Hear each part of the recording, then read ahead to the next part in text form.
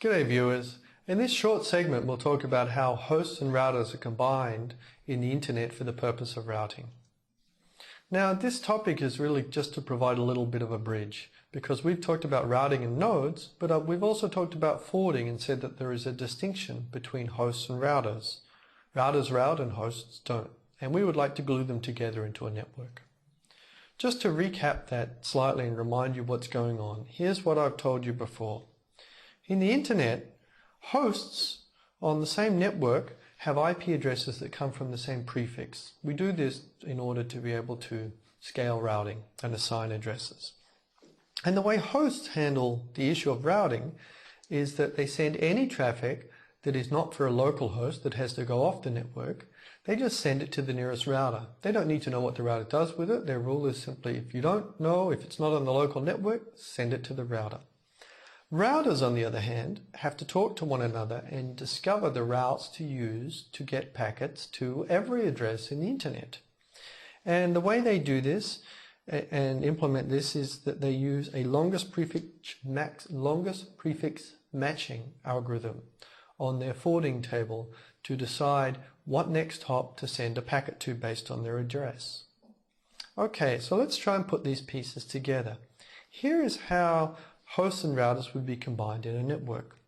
Now the networks I've drawn have pictures here like a router. Here's a router A, and that router has links that connect it to the rest of the network.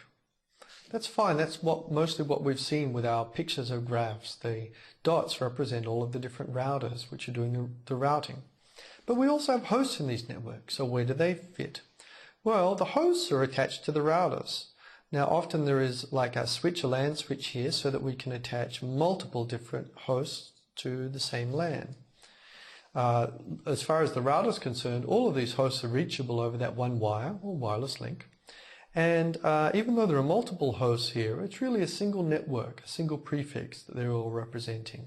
Whether it's one host or many, they're all on the same prefix. So if I just draw that as the topology, this is the situation I have. All of these other nodes before, A and B and E, really are what we saw in the other diagrams. Here's maybe a portion of it.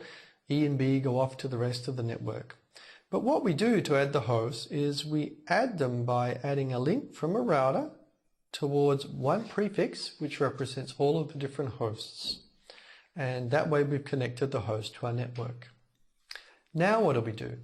Well, now all we do is proceed with the routing algorithms exactly as I've described, and they all just work. The routers, what they're going to do, now that they're connected to this prefix to represent the host, is they will advertise the IP prefixes for the hosts. It will just go out, instead of a single node address, it's a prefix. This fits, by the way, with the way they advertise their own addresses. A router address, an individual address, is really like a /32 prefix. It's most specific. It's a block of addresses with one address in it. When they do this, all of the routers will be able to find a path to all of the different prefixes that have been sent around, and this will allow them to find a path to all of the different hosts. Great. The hosts are also able to fit into this equation because they have this simple routing rule that says essentially they don't route. If it's not for someone on the local network where they can reach directly, then they simply send to the router, and the router knows the route to all of the other hosts in the network. And we're done. This is really just a little bit of glue so that you can be clear on how we plug our routing algorithms together with the host forwarding behaviors we've seen in IP.